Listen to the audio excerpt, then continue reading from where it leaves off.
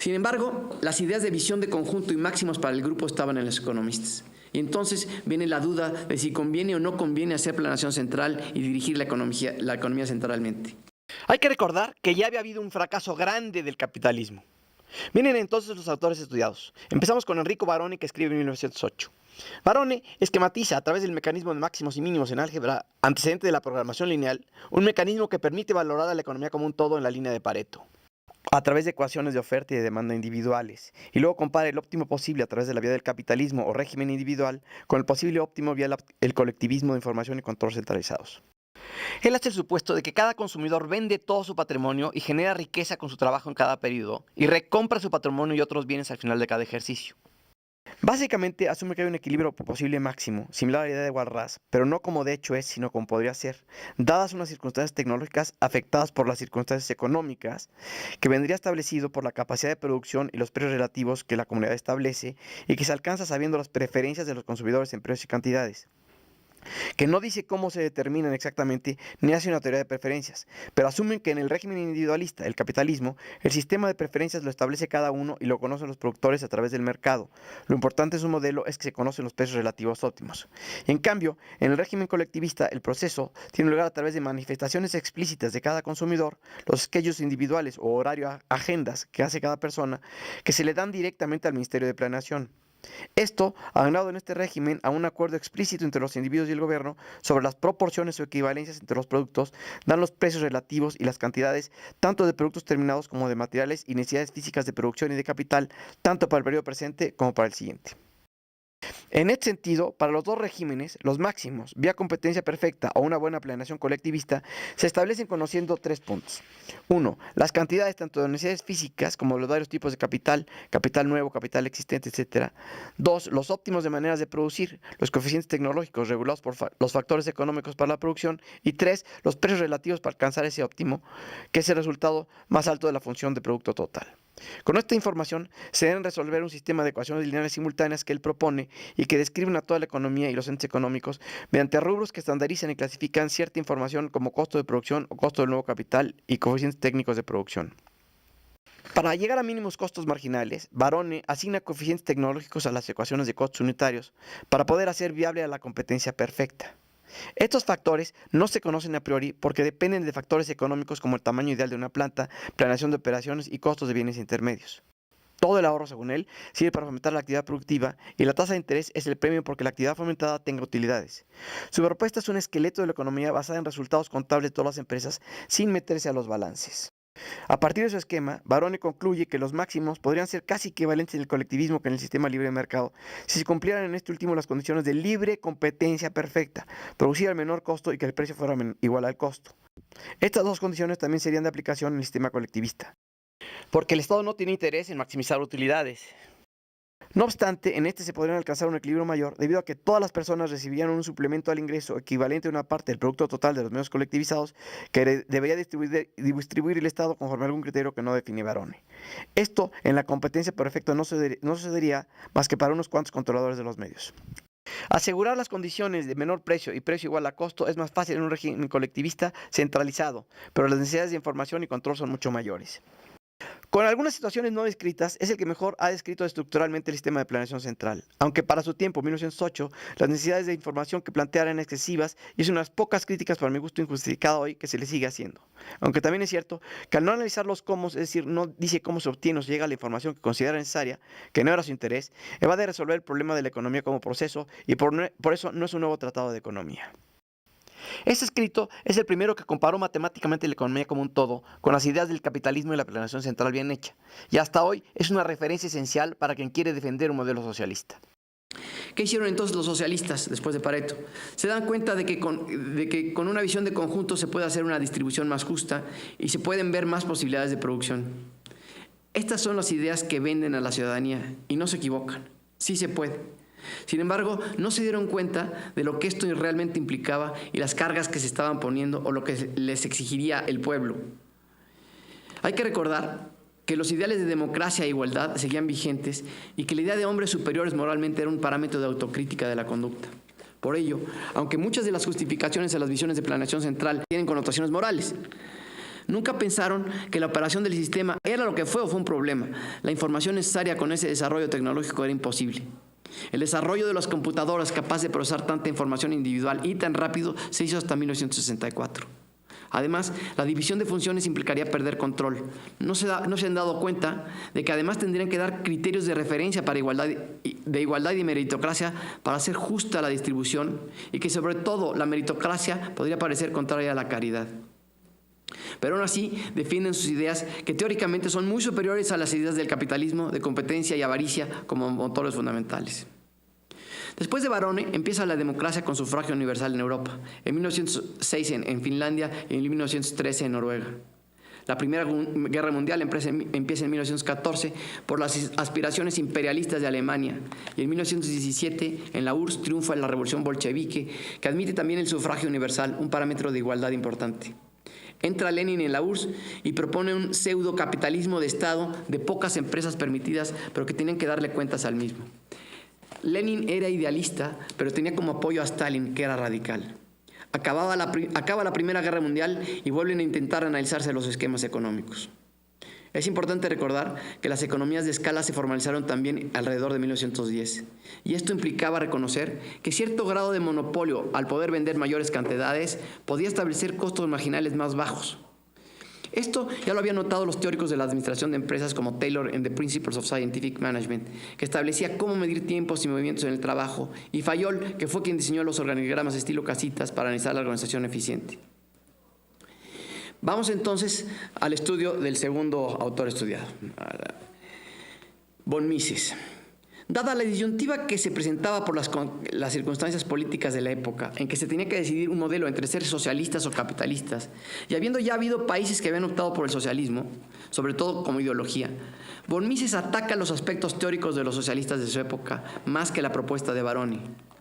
La crítica la hace en base a la imposibilidad práctica de valorar procesos intermedios, de los que son encargados los empresarios en el capitalismo, o bienes de producción, bienes intermedios que sirven solo como insumo de los bienes de consumo. Desde arriba, y con las ideas de igualdad de los socialistas, esto según él era imposible. Y en esto tiene razón. Las operaciones locales tienen que tener cierto grado de independencia para poder operar eficazmente, y las valoraciones intermedias o precios intermedios son necesarias en base a circunstancias específicas, casi siempre imposibles de predecir, ver o plantear desde arriba. Una miscelánea tiene también gastos de operación y tiene que hacer compras para gastos de ventas a nivel local, igual que un supermercado. Estas valoraciones o precios intermedios son referencias ineludibles para poder hacer a cualquier economía eficiente, pues para cada ente intermedio es necesario tener un sistema de ingresos y costos particulares. Pero no son barreras infranqueables para llegar a precios relativos totales de cada núcleo económico. Mises resalta el constreñimiento de la libertad y las limitaciones a las iniciativas individuales que implica el socialismo planteado como estaba, y establece que la eficiencia en un régimen socialista y sin precios o dinero es imposible. Cosas que supone que existen en los países socialistas, que según él valoran todo en trabajo y no dan valor a los materiales.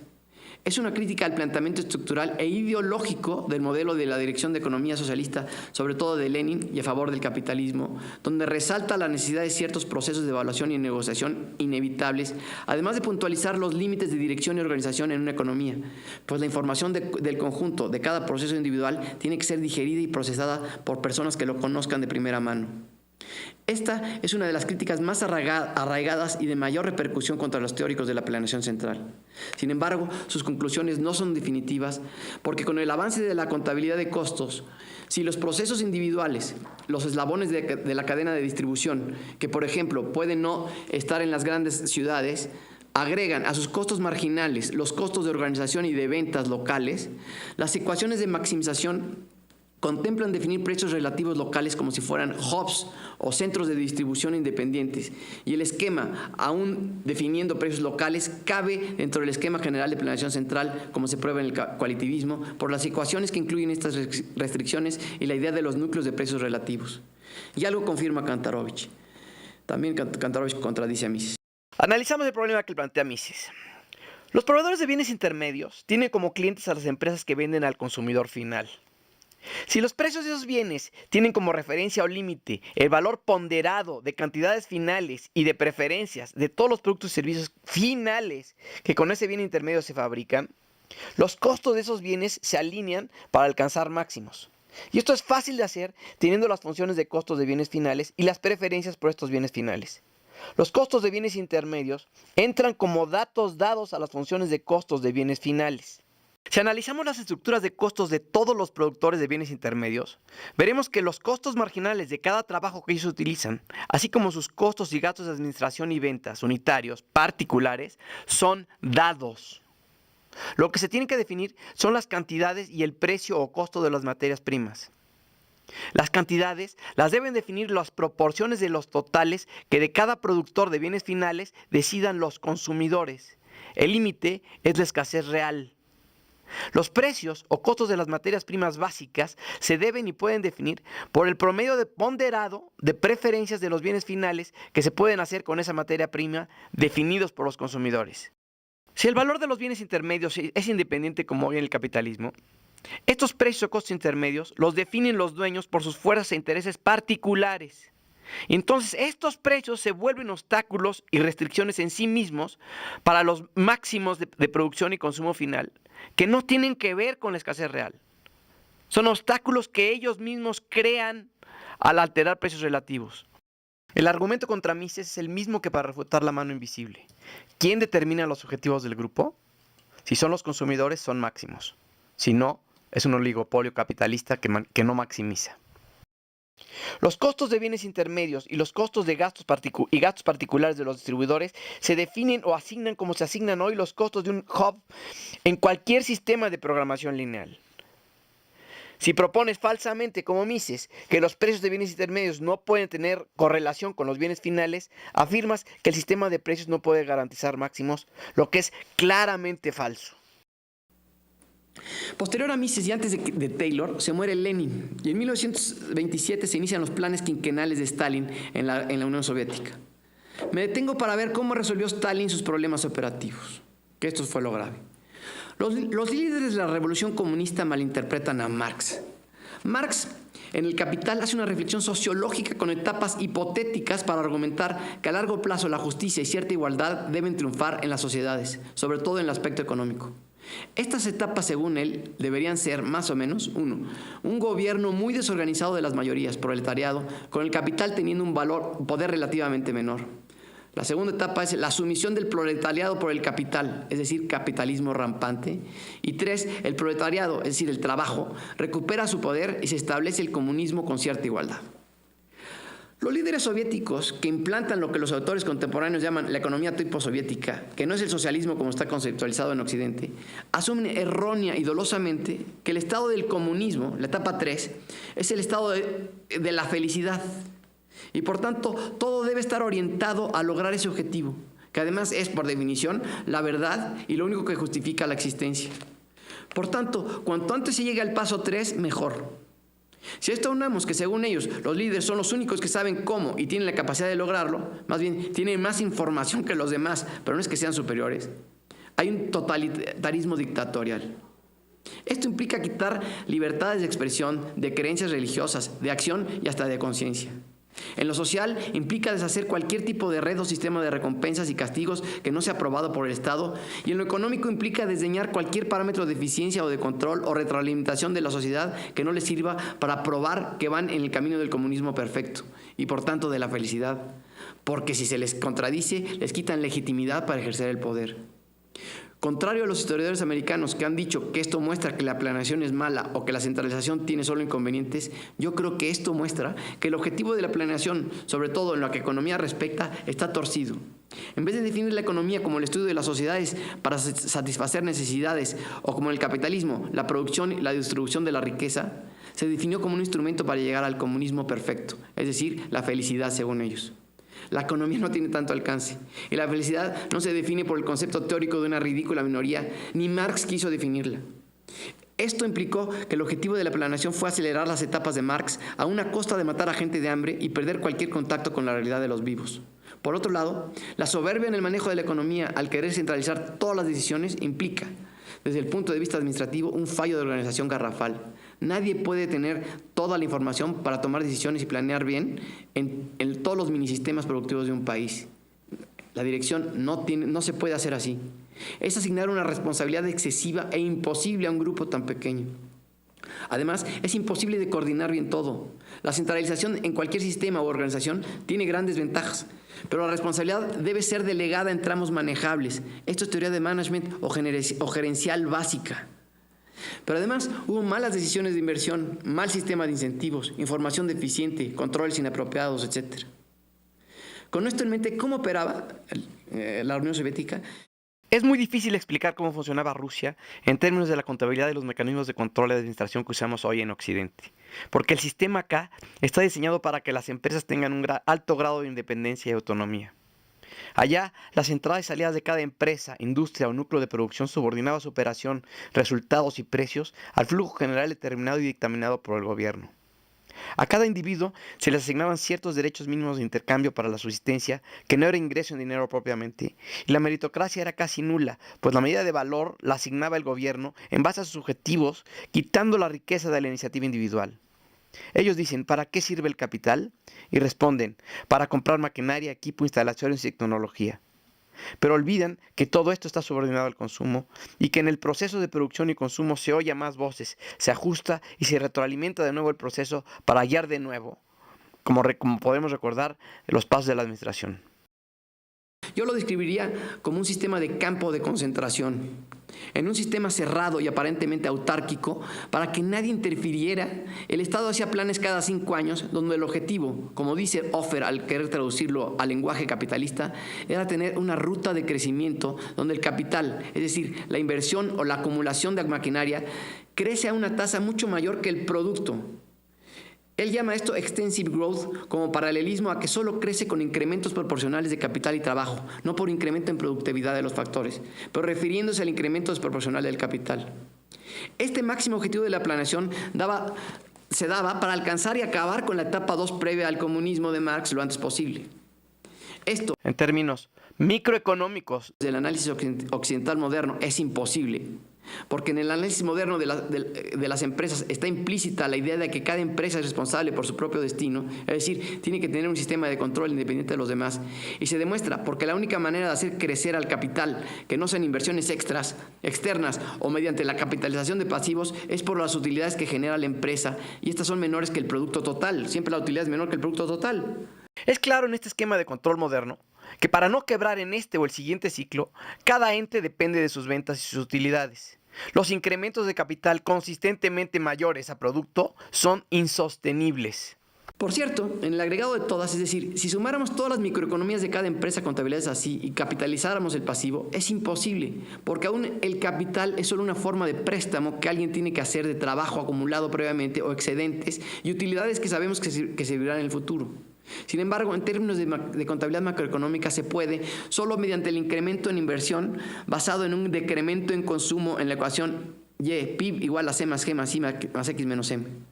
Esto no puede ser llevado a límites totales o infinitos en el tiempo, porque también es imposible, ya que si se enfocara todo a hacer crecer la inversión, al final nos quedaríamos con que ingreso igual a inversión y por tanto el ingreso no puede crecer más que la inversión no puede crecer más que el ingreso. Explico. Si asumimos que no hay externalidades, o exportaciones menos importaciones es igual a 0, y el gasto se mantiene, que no crece, porque si no el PIB crece más, y si decrece no hay fuentes para financiar la inversión, la ecuación queda así: el incremento del ingreso es igual al incremento del consumo más el incremento en inversión. Para hacer que la inversión crezca más que el ingreso, la única forma es que el consumo crezca mucho menos que el ingreso, y que la inversión o que el consumo, la C, decrezca, que es lo que realmente sucedió. Esto en la realidad implica que puedas matar de hambre a los trabajadores porque los alimentos forman parte del rubro consumo, ¿sí? O que estén dispuestos a morirse de hambre, literalmente morirse, para construir una máquina que no les servirá a ellos y que quién sabe si servirá en el futuro, pues puede cambiarse la tecnología. Pero es posible. Para lograr este objetivo, colectivizaron las granjas, es decir, se les dio la administración de grandes parcelas a muchas personas para que pudieran vivir de allí con la condición de que el Estado tenía derecho a una fracción importante del producto. Esto hace que a precios mucho menores que los reales el Estado pudiera disponer de alimento para alimentar a los trabajadores dedicados a producir bienes de inversión. Lo que también controlaba los precios relativos podía hacer que se hicieran casas a precios subsidiados para darles también casa a los trabajadores. y con esto se cubrían las necesidades básicas. Pero productos que no fueran de primera necesidad o que no fueran aprobados por los líderes no se producían y la población no tenía derecho a escoger o a disponer de cosas que no les fueran asignadas porque el salario era mínimo de subsistencia. En relación a las empresas, se les daba objetivos de producción difíciles de alcanzar, pero con presupuestos blandos. Es decir, podían solicitar del Estado ayudas de capital o de insumos con tal de llegar a las metas, aunque esto implicara no ser eficiente. Los presupuestos blandos implicaban también que no podía haber desempleo, por lo que se mantuvo en las fábricas muchas veces personal de más. Esto es insostenible, porque además nunca se llegará al falso concepto de comunismo felicidad, pues el comunismo, o tercera etapa de Marx, implica la eficiencia. La gente seguirá necesitando comer. Si el consumo no crece y la producción se hace para satisfacer un ideal irreal e inalcanzable, porque ni siquiera para exportar los recursos se malgastan. ¿Qué pasa cuando las máquinas que construyen son obsoletas y si no van a producir más que otras máquinas? Si esto aunas que el desarrollo cultural, intelectual y humano está limitado y condicionado por gente con mucho poder y poca visión, el resultado es la pobreza de la URSS. Pero hubo un tiempo en que funcionó. En realidad, el concepto de inversión, porque las economías producen bienes que les ayudan a construir los instrumentos que harán que se mecanicen los procesos de producción y las máquinas trabajen por el hombre, además de más eficientemente, requiere cierto sacrificio del consumo hoy o satisfactorios hoy a cambio de satisfactorios mañana. Pero tiene un límite. El sistema tiene que retroalimentarse con las experiencias de toda la sociedad que cuestionan y replantean las prioridades más eficientemente y acorde más realistamente a las necesidades humanas que a la voluntad de unos pocos. El sistema tuvo sus cosas buenas, pero en el agregado y a largo plazo era y fue insostenible. Pero más por la falta de retroalimentación efectiva de parte de la sociedad que por la inviabilidad del concepto de planeación central. Pero bueno, continuemos entonces con el debate teórico. En 1929, Fred Taylor publica La orientación de la producción en un Estado socialista. Taylor sí refuta directamente a von Mises apoyándose en Varone, planteando cómo evaluar estos procesos o productos intermedios. Él dice que lo único que realmente se debe evaluar en el esquema de Varone para la planeación central son los bienes primarios, cuyo valor está dado por las preferencias de los consumidores. Sin contradecir a Varone, que decía que éstas se daban a conocer al ministro a través de unos schedules individuales, argumenta que faltaba decir que todos estos schedules de preferencias se ponían en una tabla general de preferencias y de allí se podían intuir los valores iniciales. Después de un periodo, el valor de los bienes intermedios se conoce por ensayo y error, igual que en el capitalismo, y se corrige por el análisis de los inventarios. El esquema de valoración es perfectible, porque como ya se probó, la estructura de costos de las empresas productoras de bienes intermedios son conocibles a priori y por tanto la discrecionalidad y el rango de volatilidad es menor de lo que él supone. Pero Taylor ayudó a blindar el esquema de Varone. El debate sigue siendo estructural de la evaluación, aunque esto no fue lo que hizo la URSS.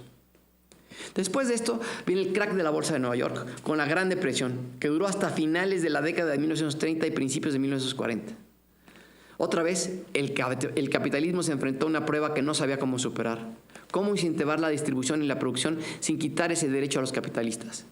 Por eso duró tanto tiempo. Entonces escriben Lerner y Schumpeter. En 1934, Ava Lerner publica Economic Theory and Socialist Economy. Lerner, después de que ya entró Hitler a ser canciller en Alemania y aparentemente previendo una dictadura como la que puede haber en un Estado centralizado, pero volviendo a preocuparse por los máximos, dice que el Estado debe ver la economía como un todo y guiarla o compensarla, pero que la única manera práctica de conocer las preferencias de los consumidores es por el mercado. Se define como un economista de centro. Su propuesta es un poco confusa, pues asume, por ejemplo, que la única distribución del ingreso justa es la de los salarios iguales. No hay meritocracia justa en la distribución, según él. La línea de Lerner es más bien corregir un debate con otros ingleses como Dove y Dickinson y se basa en la crítica práctica del marxismo soviético más que en Varone, Mises y Taylor, pero tiene ciertas ideas de una posibilidad de economías mixtas.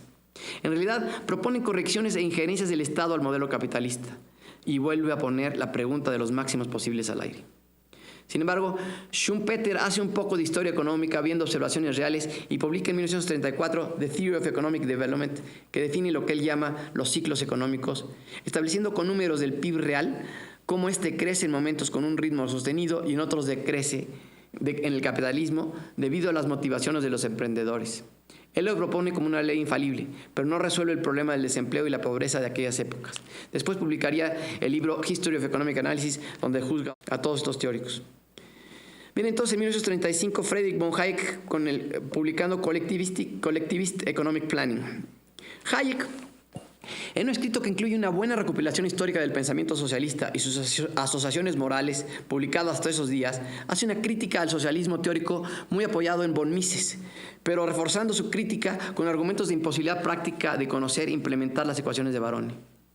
Dice que la deficiencia de conocer los gustos del consumidor en que podría degenerar esta imposibilidad práctica y las faltas de motivación a la eficiencia que el modelo socialista tendría lo hacen cuando menos muy ineficiente. Aunque al final vislumbra una posibilidad de centralismo con competencia, es decir, una emulación parcial del mercado a nivel de encargados de la producción, dice que el modelo centralista, por estas deficiencias en la motivación o incongruencias en la dirección, es imposible. Con estas críticas a la dirección en una economía centralizada, publicó después otro libro que se llamó Camino de Servidumbre, donde considera la planeación central un peligro para la libertad individual, que conduce al totalitarismo, y le dieron el Premio Nobel de Economía del Banco de Suecia en Ciencias Económicas. Sin embargo, con el libro estudiado podríamos decir que la argumentación entra en una fase mixta entre la crítica estructural de evaluación y los aspectos de dirección. Estos aspectos de dirección son argumentos falaces en los que los teóricos procapitalistas afirman que los dirigentes de un Estado socialista centralizado siempre tomarán decisiones deficientes. El parámetro de comparación no es el máximo posible, sino el mínimo viable. Hay que recordar que en el debate técnico los capitalistas habían afirmado su posición para demostrar su superioridad en la eficiencia de la competencia perfecta y por los costos marginales mínimos que ésta propiciaba. Esta idea se desvanece y pierde valor por la demostración incuestionable de que la competencia perfecta no solo era imposible, pues nadie sabe cuál es el tamaño óptimo de cada planta o de la planta modelo en cada industria, sino que además la competencia perfecta pierde sentido, fuerza y vigencia porque impide la aplicación de mejores tecnologías al frenar las economías de escala que se formalizaron en 1910. Es irracional tener miles de competidores en mercados donde los costos fijos son importantes. Tampoco la idea de apreciar a precios marginales mínimos es viable, porque si no, a cada artículo hay que ponerle un precio distinto y el primer consumidor pagaría más que el décimo, lo que sería injusto. Por tanto, como se ve en la imagen, ya lo habíamos demostrado, por tanto, la competencia y la idea de apreciar a costos marginales se queda solo como una idea vaga, sin que haya otro parámetro de referencia sustituto, por el que desde entonces el capitalismo se olvida de garantizar máximos. Necesitamos entender que para ese momento del debate sigue la depresión en Estados Unidos y en algunas partes de Europa, y las economías de libre mercado no resolvían el problema por sí mismos. El desempleo y el no crecimiento eran un gran problema. Los economistas procapitalistas quieren que el gobierno siga evadiendo el problema del consumo y la distribución, cediéndole la responsabilidad a los capitalistas, pero ven que el mecanismo automático que ellos plantearon no es suficiente, pues aunque haya demandas insatisfechas, los consumidores no tienen ingresos suficientes para satisfacerlas y los controladores de los medios de producción capitalistas no se arriesgan a distribuir mejor o lo que es parte de lo mismo, cambiar la estructura de los sueldos de la distribución. El problema es que los economistas a favor del capitalismo saben que hay estructuras organizacionales que deben cambiar, pero no se atreven porque no tienen referencias directas del consumo, que es la base de la planeación y que puede alterar ordenadamente la organización. Las estructuras organizacionales a que me refiero son el proceso para acceder al capital, para convertirse en entrepreneur o empresario, que en ese momento, como hoy, estaba favoreciendo a los capitalistas ya establecidos, al establishment, que no le interesaba moverse, y la estructura y referencias de la distribución, que son básicamente las estructuras salariales a las que le faltaba agregar otros parámetros de distribución que no fuera el trabajo asalariado, como se propone en el colectivismo. Sin embargo, las explicaciones causales institucionalizadas por los economistas neoclásicos de la depresión son otras, como veremos después. Para mantener el esquema organizacional donde los capitalistas deben conocer la demanda y establecer las jerarquías de salarios o los parámetros de distribución, los economistas se dan cuenta de que el incentivo a la avaricia de los capitalistas como grupo debería de venir del gobierno, aunque esto fuera contrario a lo que ellos establecían como reglas de operación del modelo, la libertad total, que no hubiera interferencia. Entonces, en 1936 viene John Maynard Keynes y cambia los objetivos de la economía. En vez de buscar máximos de producción y distribución, él propone que la actividad económica se mida solo por el crecimiento del Producto Interno Bruto, medible según los flujos en los sectores en que estaba definida la organización social de las clases sociales, el gobierno, los empresarios y los asalariados. Y con esto legitima incrementar el gasto y en general la oferta monetaria que incluye los créditos sin referencias máximas establecidas y sin un parámetro de responsabilidad. El esquema que él propone para las cuentas nacionales y para la medición de la economía como un todo en la teoría general del empleo, el interés y el dinero es el siguiente.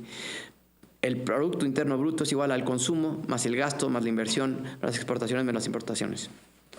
Me detengo aquí a hacer un análisis y una crítica más específica a esto, porque esta propuesta de modelo para medir la economía como un todo me parece, después del teorema de curvas, el mecanismo de indoctrinación más absurdo que usan los economistas neoliberales actuales en las escuelas y para manipular a los demás gobiernos desde entonces.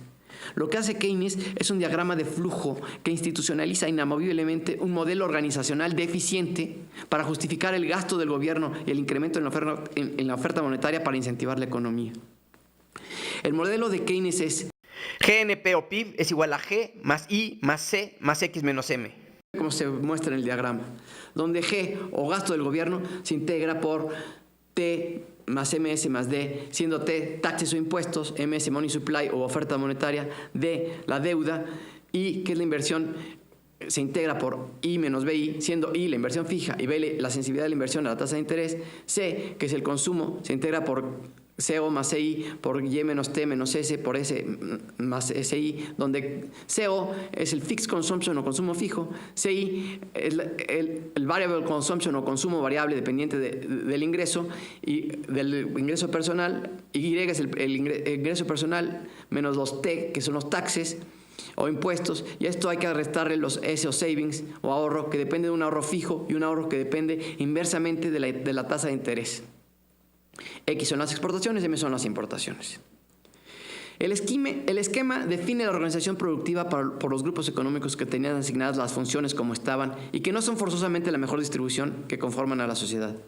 Estos grupos son el gobierno, que gasta un dinero que crea o que obtiene por préstamos o por el cobro de impuestos. La función del gobierno es gastar en cosas que no son tan redituables para los capitalistas, pero deben ser por designio complementarios a la actividad empresarial para el bienestar general. Justicia, tienen que invertir en justicia, educación, transporte, salud, y el gobierno define la tasa de interés. Los dueños del capital que invierten y que conocen, aunque sin parámetros de maximización o de responsabilidad con las mayorías de los consumidores, las preferencias de consumo de la sociedad, a ellos se les asigna esa responsabilidad. Los dueños del capital son los que además determinan la distribución mediante una jerarquía de sueldos para los asalariados. Hay que hacer notar que en esta cuenta no aparece la inversión neta y productiva real. Es solo el nuevo flujo del año, en el que no se resta de la inversión las pérdidas de las empresas.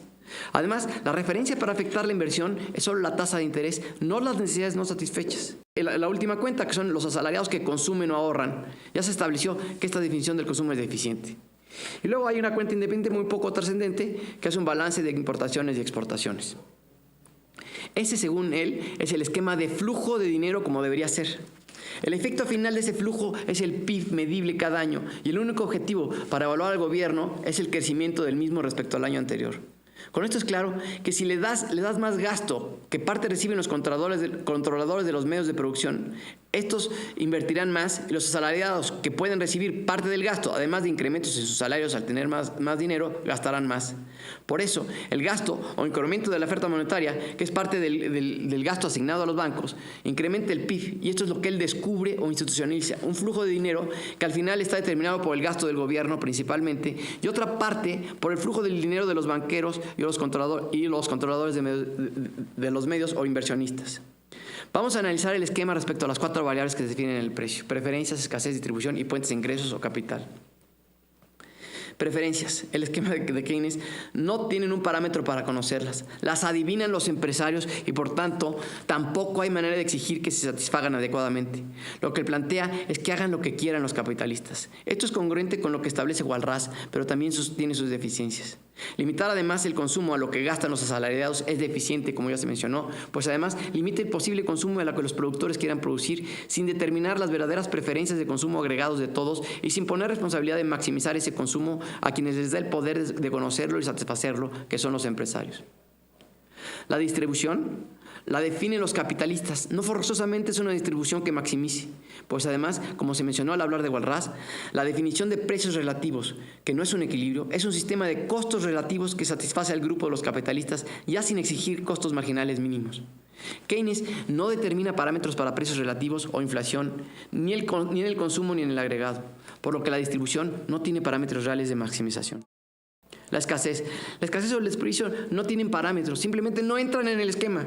Y según ellos, se resuelven por un mercado que se probó con Walras que no existe, porque no hay ni voz activa de los consumidores, ni hay referencias de exigencia para los empresarios o límites que se les puedan imponer.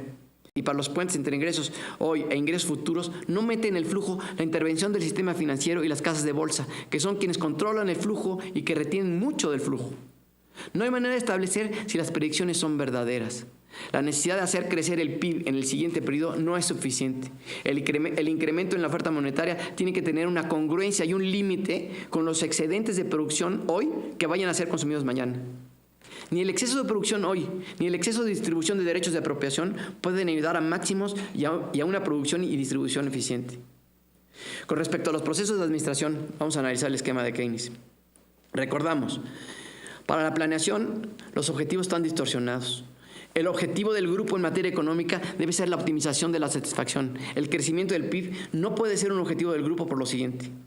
Primero, el crecimiento del PIB, así planteado, es el PIB nominal. Y no es cierto que pueda ser el objetivo del grupo, ni el PIB nominal es el máximo posible. El PIB nominal puede crecer por inflación que implica deficiencias tanto en la distorsión de precios relativos, una desviación de los precios óptimos de referencia que sirven para maximizar producción y distribución, dada por los intereses de los productores, el rent seeking, la especulación, el consumer surplus que usan ellos, como por el posible incremento desproporcionado de la oferta monetaria. Y para maximizar el PIB real, tendría que maximizarse el consumo, no solo la producción. Y no siempre el consumo en general y en todos los rubros puede crecer, o la gente quiere consumir más. Esto último, suponer que el consumo puede siempre crecer, aunque la población no creciera, implicaría una función exponencial que haría que en vez de 3 comidas al día, se comieran 4, 5 o 6 y se compraran cosas que no se utilizarán, etc. El crecimiento del PIB es absurdo. El incremento en el PIB nominal respondería a la falacia de que todos los hombres quieren maximizar su utilidad medible en dinero, otra de los paradigmas que utilizan los neoclásicos para justificar su modelo. Este argumento que Friedman, asumiendo el equilibrio general de Walras como posible y deseable, y otros han consolidado, es en sí un razonamiento erróneo lógicamente por las consideraciones expuestas al analizar a Walras y porque las preferencias de consumo no son coherentes forzosamente con un mayor precio y por tanto esto no permite ser la guía o el objetivo principal que un grupo necesita para poder volverse cohesivo y funcional, como establecen Fayol y Tuchman en el estudio de los procesos de grupo. Los beneficios de la cooperación tienen que ser manifiestos, reconocibles y asequibles para todos. Y es mejor la cooperación cuando los beneficios para todos son mucho más objetivos. Ganar la mayor cantidad de dinero no implica vender la mayor cantidad posible ni la óptima. Si bien es posiblemente cierto que la mayoría de los hombres en su faceta de productores busquen generar la mayor cantidad de dinero, porque el dinero como está concebido hoy da la posibilidad de satisfacer la mayor cantidad de necesidades y da poder, también es cierto que el objetivo de toda actividad económica productiva es el consumo y por tanto la producción está subordinada al consumo. El trabajo en el agregado tiene un valor sí y solo sí está orientado a satisfacer necesidades, no simplemente a producir. Es además cierto que como consumidor el hombre no busca el dinero. Como ya se probó, el hombre consume para satisfacer necesidades. Busca satisfactores, como confirman Sraffa, todos los mercadólogos, los psicólogos, etc. El dinero es solo un papel, no se puede comer. Si una de las necesidades de algunos hombres es la de sentirse ganador o poderoso, o si la adrenalina del juego y la especulación tienen un valor, estas necesidades deben ser satisfechas en un casino, con fichas o en un juego de Monopoly, no a través de la distorsión de relaciones de valor que afecten la satisfacción de necesidades de otros. Por tanto, la generalización que podría definir el objetivo principal del grupo es que todos y cada uno quieren satisfacer el máximo de sus necesidades derivadas de un consumo óptimo, y estas incluyen necesidades que tiene el grupo como grupo. El dinero es un medio y un resultado de la satisfacción de estas necesidades. La referencia principal que guía los objetivos de un grupo son sus necesidades que hay que conocer puntualmente. El proceso para convertir en dinero esas necesidades satisfechas puede deformar la guía primigenia que son esas necesidades bien definidas, pues además hay satisfacciones de necesidades que no conviene que se materialicen en precios. ¿O un bebé podría pagarle a su madre por darle de comer y cuidarlo?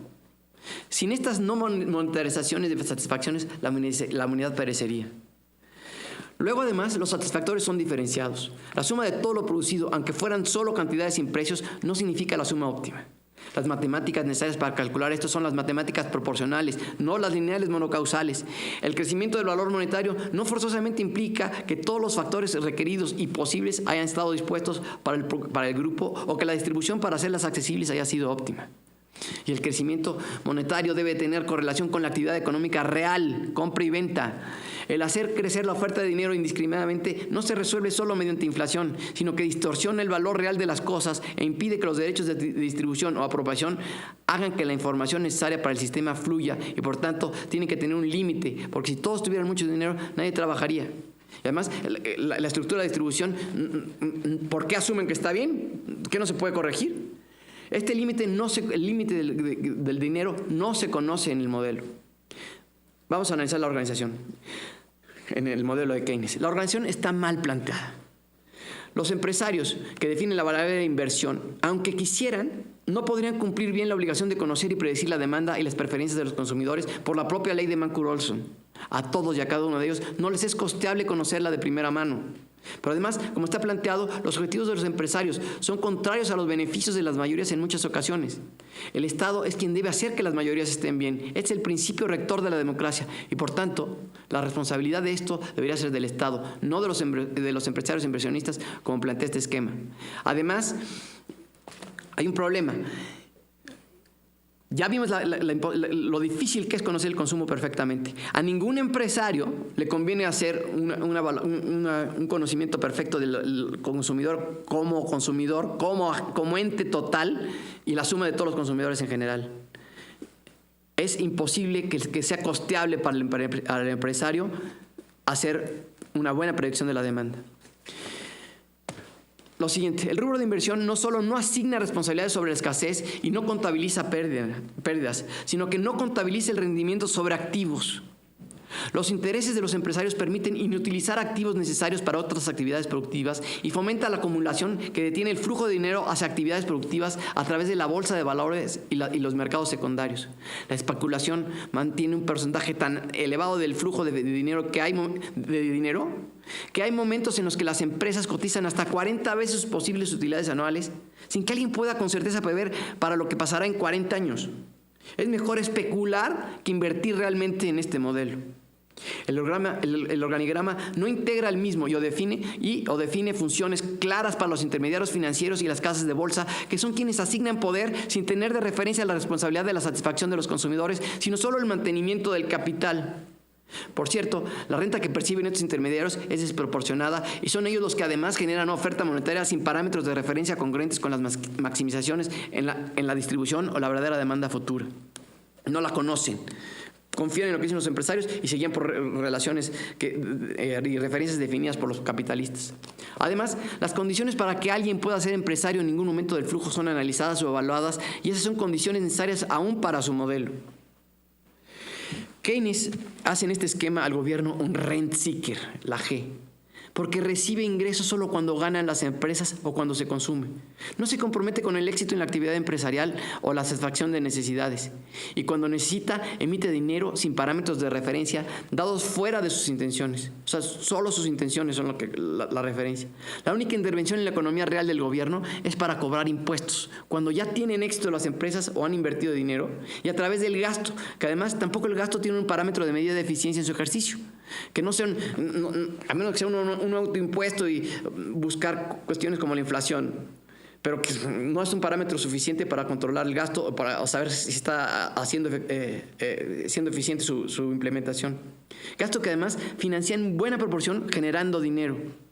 El gasto es solo complementario a lo que deciden los empresarios sin visión de conjunto. Como el Estado no se compromete con el consumo y la distribución, no puede presionar a los empresarios o controladores del capital y de los medios de producción, ni puede exigirles. Y tampoco tiene un parámetro para saber exactamente sus niveles máximos de endeudamiento o incrementos de la oferta monetaria.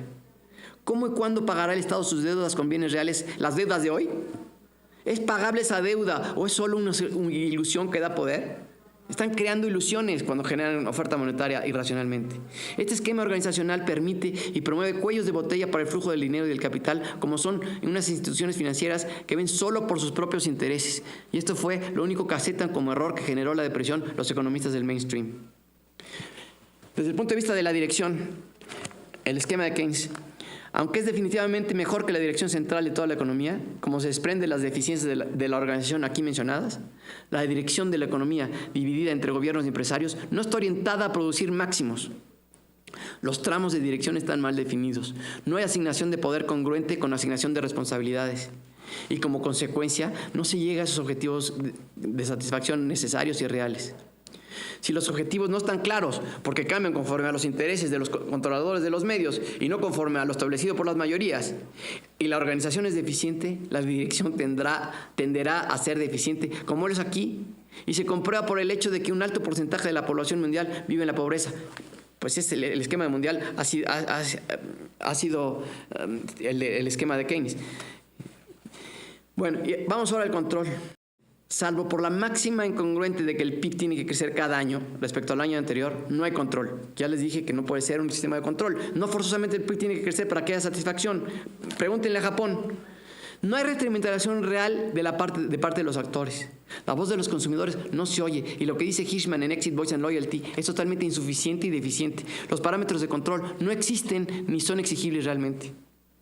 El diseño organizacional es casi tan perverso como los planes quinquenales de Stalin, donde se imponía el consumo y la dirección central era total. Aquí, en vez de prevenirse y resolverse, se promueven choques de intereses que se resuelven solo por sus fuerzas relativas. Que choquen los coches, que no haya carreteras. Para probar la deficiencia del modelo, presento el siguiente análisis histórico a partir de las cifras dadas por el Departamento de Comercio de Estados Unidos, que ustedes pueden consultar en su website y que son importantes porque desde hace mucho tiempo Estados Unidos maneja sus cuentas nacionales agrupadas exactamente conforme a este modelo de Keynes. Es más, así las verán descritas allí, en el website. Según el US Department of Commerce, el PIB de Estados Unidos en 1990 fue de 5.979.6 trillones. En 2003 fue de 11.312.6. En 2013 fue de 16.797.5. La diferencia es de 16.797.5 menos 5.979.6, 10.818. El incremento porcentual es 16.797.5 entre 5.979.6 es igual a 2.809 o 280.9%. Creció el PIB en ese periodo. En ese mismo periodo, la deuda directa de Estados Unidos, según el US Department of Commerce, nada más la deuda directa, en 1990 fue de 2.411.6, en 2003 fue de 3.913.4 y en 2013 fue de 12.027.0. La diferencia es 12.027 menos 2.411.6 igual a 9.615.4. El incremento porcentual es de 4.98 o 498%. ¿Por qué para incrementar el PIB en 200 y pico por ciento tuvieron que aumentar 498%? ¿Dónde está el dinero? ¿Por qué bajó el ritmo del flujo? ¿Y por qué se necesitó un incremento solo en la deuda directa de 498% para incrementar el PIB en 280.9%? Se quedó especulando en la bolsa de valores, en el sistema financiero, en quiebras o en actividades fuera de Estados Unidos. El modelo es defectuoso y eso que los Estados Unidos ha sido el mayor beneficiado del mismo porque su moneda es la referencia de intercambio mundial y se ha quedado en las bóvedas de muchos países como reserva, aunque esto ya pasó como gasto y se contabilice como exportaciones. Sobre Keynes concluyo. En mi percepción, en 50 años, Keynes quedará solo como un notable economista de la era precientífica de la economía. No son sus predicciones lo fallido, sino que dejó un esquema para guiar la economía deficiente y limitante que restringe el máximo de la economía al flujo de dinero circulante y existente en base a quienes lo controlan, no en base a máximos de satisfacción. La contribución más grande de Keynes al pensamiento económico fue el describir algunos parámetros en los que la economía como un todo podría, no debería, ser dividida para poder tener guías para decisiones.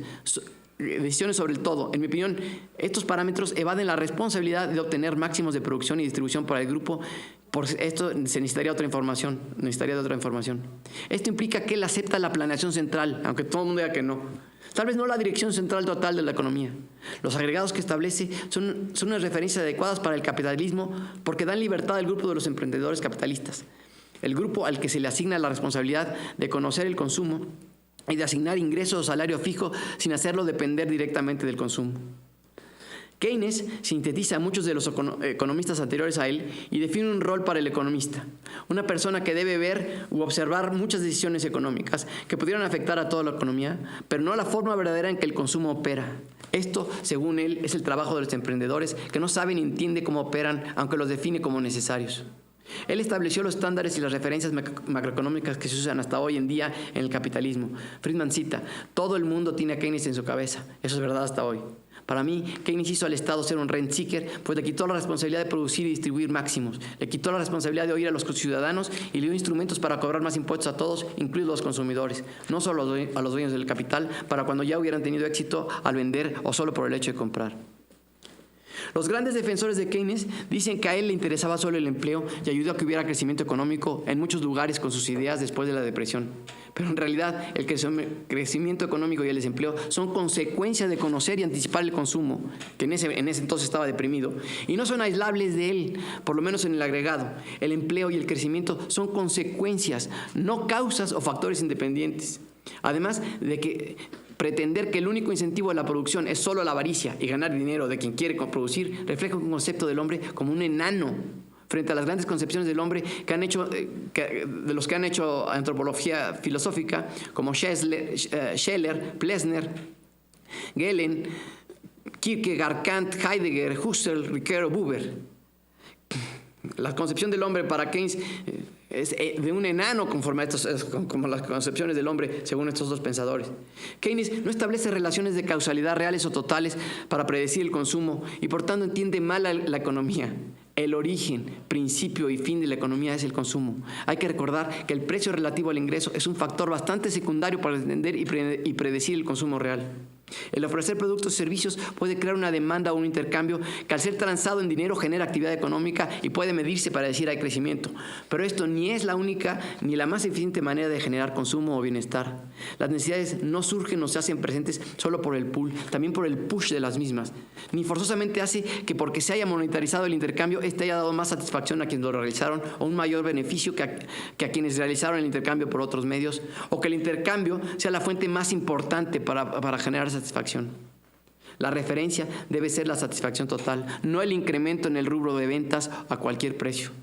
Pero su error más importante es no reconocer que el ingreso depende del consumo, no al revés. Y desde luego, el error de él y de todos los economistas neoclásicos es no aceptar que los precios relativos deben ser la referencia principal de una distribución que maximice y no un mecanismo para resolver disputas entre los particulares. Los óptimos en la distribución no se pueden ni siquiera intentar definir con esta mecánica de precios definidos en cada segmento del proceso. Por tanto, es claro que el asumir que la estructura social no es o no debe ser alterable mediante la política económica, y sabiendo que en esa época ya estaba bastante definida la estructura social clasista con diferencias de ingresos entre clases, y esta es notable, esto confirma la hipótesis que lo que hizo él y lo que han hecho la mayoría de los economistas posteriores no es ciencia, sino que son manuales para que el gobierno y la clase de que controla los medios de producción mantenga el poder y controlen la economía y a los demás.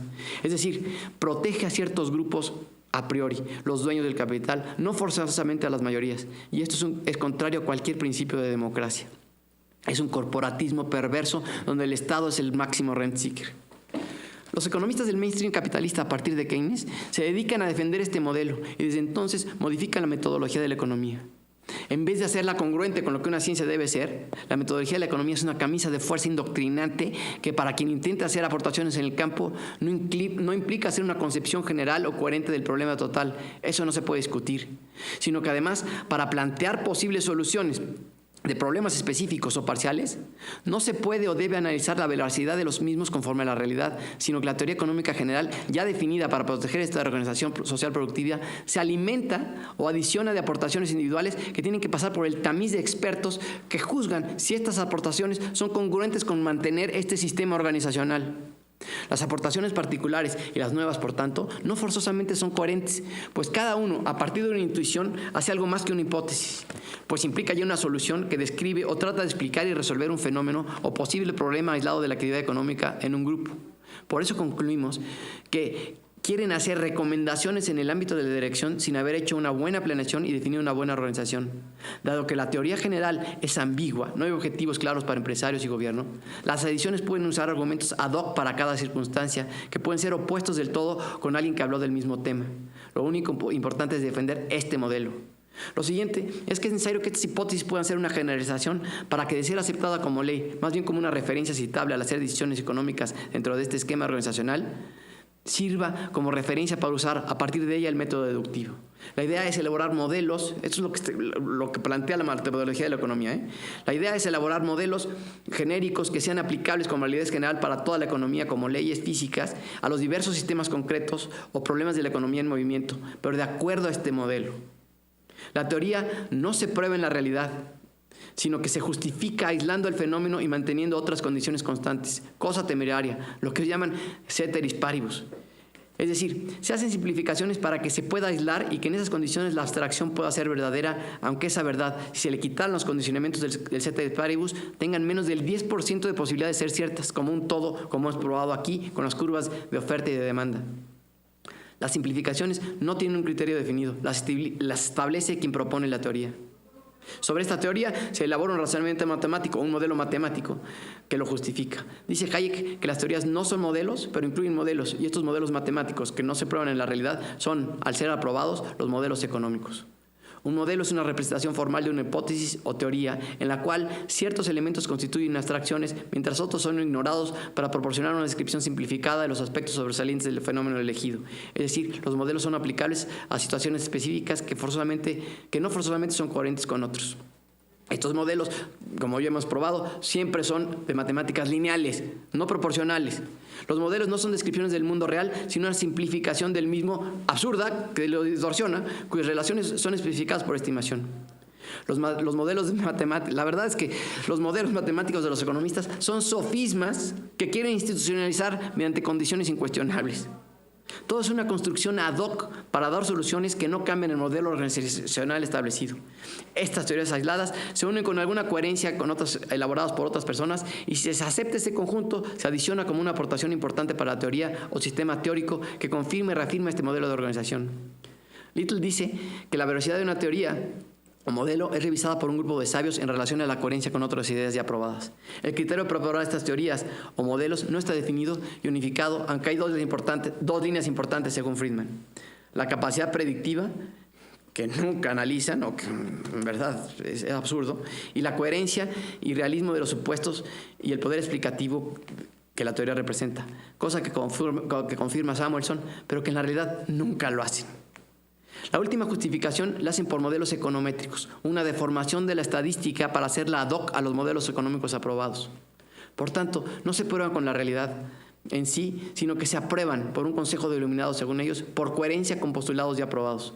Las leyes económicas no tienen una relación de causalidad, pero sí de correlación, y esto explica muchas de sus incoherencias. El método en la economía no clásica está diseñado para repeler ideas que no le convengan al modelo de Keynes. Pero bueno, volvamos al debate.